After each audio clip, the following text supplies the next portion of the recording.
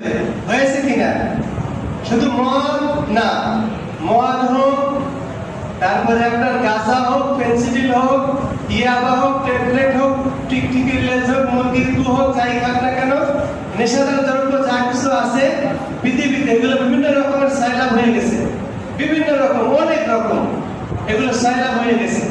এই সাইলাব হচ্ছে কিয়ামতের পূর্ব আভাস, পৃথিবী ধ্বংসের সময় ঘনিয়ে আসছে।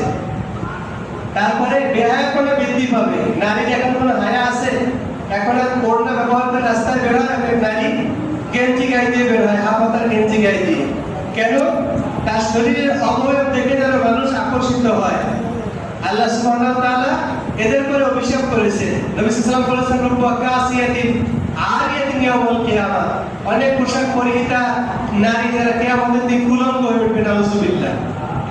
যাদের শরীরের অবয়ব মাপ করতে পারে, আন্দাজ করতে পারে পুরুষরা দেখা মাত্রই।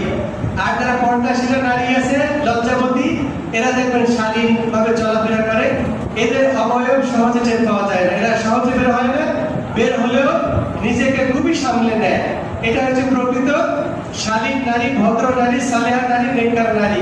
এদের মর্যাদা আল্লাহ সুবহানাহু ওয়া তাআলার কাছে অনেক অনেক অনেক বেশি, এবং এদের মাধ্যমে স্বামীরা সংসারে বরকত পায়, পরিবার পরিজনের মধ্যে বরকত আসে। এই সমস্ত নারীদের কারণে সংসারে বরকত আসে। এই সমস্ত নারী যে খাবারগুলো রান্না করে, সে খাবারের মধ্যে বরকত আসে।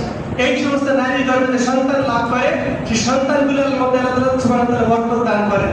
তারা শিক্ষিত হয়, মার্জিত হয়, নেককার হয়, দিনদার হয়, পরিষ্কার হয়। সুবহানাল্লাহ।